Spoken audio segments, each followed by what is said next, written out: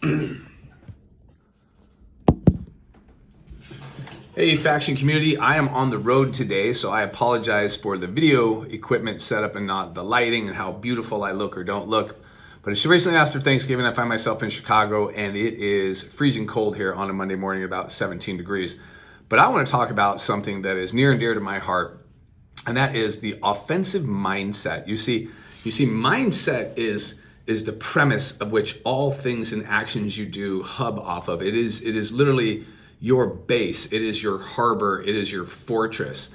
And all things that happen within and then go outside are kind of intuitive to how does that mindset operate. For example, an offensive mindset is about how do we attack, overcome, win, dominate, succeed, move forward, gain progress. And it's all those go forward words that you have versus a defensive mindset, which is like, hey, how do I safeguard and shield and maintain and hold and don't give up and don't take chances.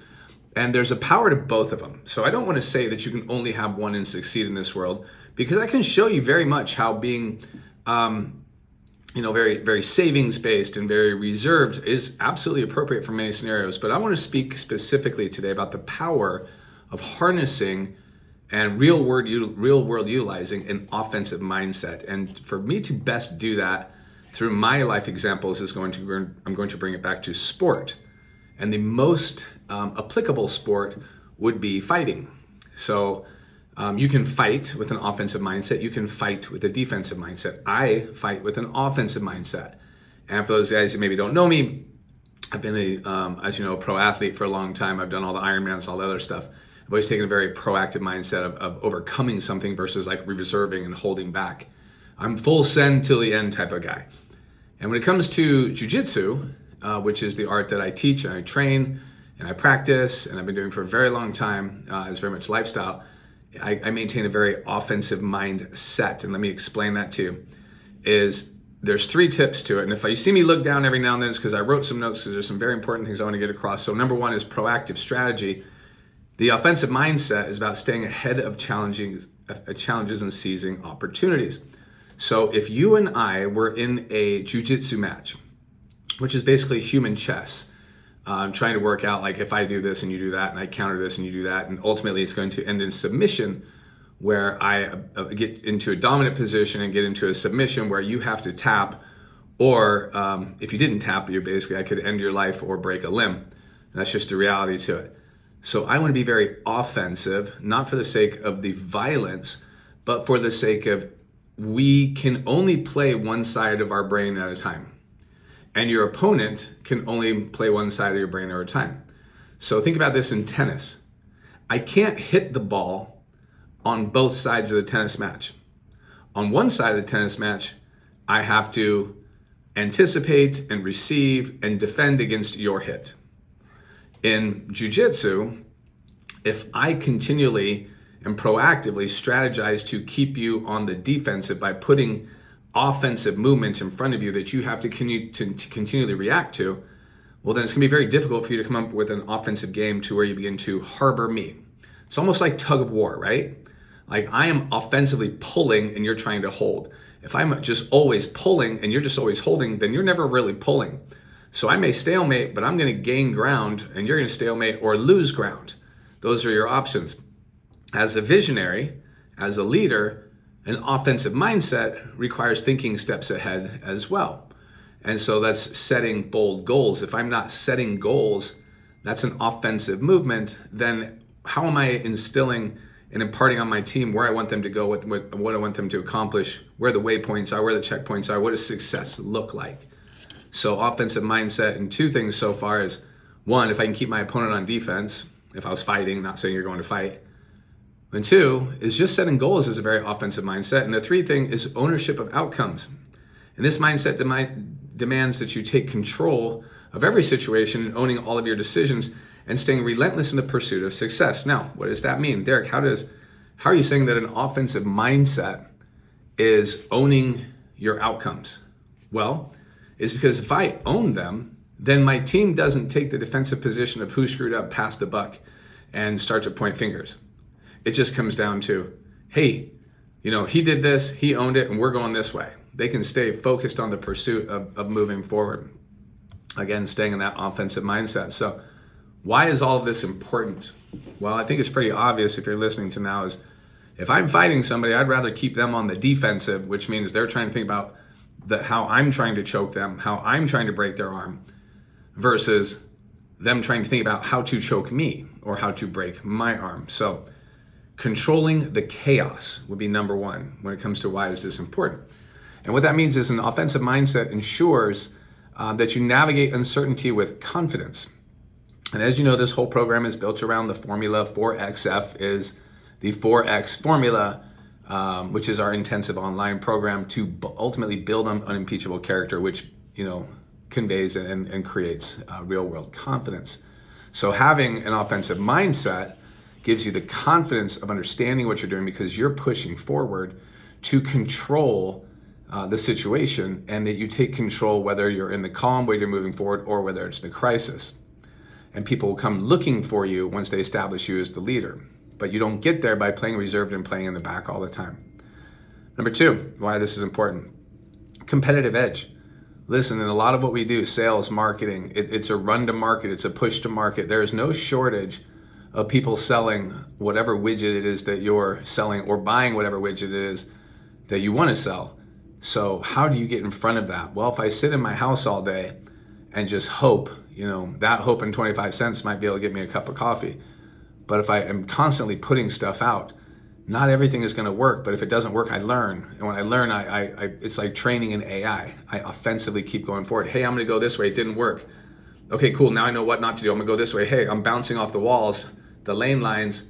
But where am I going? I'm going forward. And that is an offensive mindset. Number three is motivation through action. Why this is important. And what that basically means is when your team or others that are influenced by you witness the fact that you're willing to stand up and drive towards your goals because of your mindset is that relentless, completely bridled, but like unapologetic fuel towards moving forward, guess what they're gonna do, right? Apple doesn't fall far from the trees, not just in family, but in business and in friends and in social circles. So if you're driving forward, that team with you is gonna drive forward also.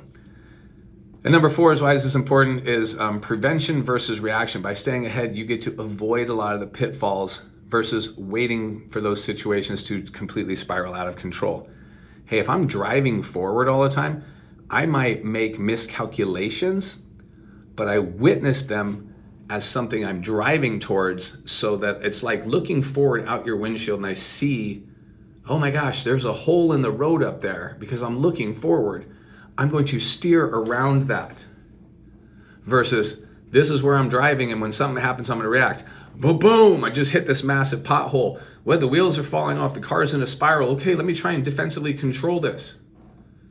Well, I kind of like option A where I saw the hole and went around it versus option B is I waited until the bad hit me and I played defensive and tried to work through it. So what lessons do we take out of this? Is number one is be intentional. Right? Offensive mindset is about establishing and identifying your intentionality, and you start every plan with something that pushes you closer towards your goals. Number two is expect resistance. If you have an offensive mindset, you have to overcome the other person's what? Defenses.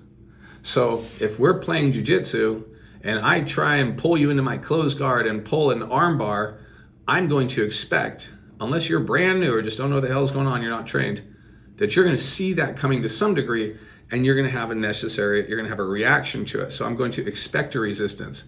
So I'm going to say, I'm going to try this and that didn't work. So I'm going to counter with this and that didn't work. And I'm going to do this to set this up to make this work. I think you get it. Number three, set the tone. When you set and establish the tone as a leader, your mindset dictates your team's culture. You're the tone setter. So determine what tone you want. And number four is action generates opportunity. You see, when you are doing things moving forward, opportunities will unfold in and around you. And the more that you move forward, the more that these doors open, the more, time will allow more and more potentials to come towards you. So getting into the end here, I'm gonna give you a couple ways on how to apply this. So number one, I want you to put this into your daily battle plan.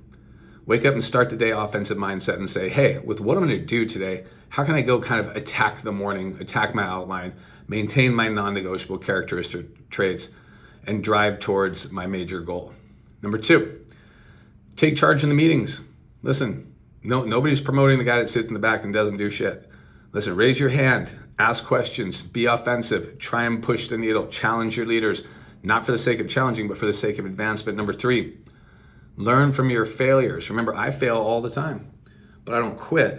You see, and I call that bouncing off my lane lines. Like the ball is drifting out of bounds, boom, it bounces back in, boom, it bounces back in, boom, it bounces back. Quitting would be if it went into the gutter and I didn't play again. Failure is like, hey, it hit the gutter, that's not where I want to go. But I didn't quit, so the ball bounces back into play and I can reshape it. Number 4 is fitness and mental strength is build resilience by training your body. If you want to feel good, act good, look good, as Deion Sanders and Jerry Rice used to say, you'll play good, which is your confidence. So get out there and do things offensively to put you in the position to feel good, and working out has a million benefits. You've heard them all, so blah, blah, blah. Get your ass to the gym. And number 4 is empower your team. Number 5, empower your team. Empower your team to live the life that you would want to live as the leader that you want to become. So if you're an offensively mindset human being, empower your team to do the same. And remember this quote, and I'm going to read it so I don't screw it up. An offensive mindset doesn't wait for life to happen. It makes life happen. And as a leader, your ability to move forward with purpose despite uncertainty defines your success. So don't manage problems, create solutions. And that, my friends, is a quick rendition of Price Principle 222, Offensive Mindset. As you know, love you guys. Take care. Refer all your friends to me. I'm going to offensively come and find you and kick your butts. See you later. Out.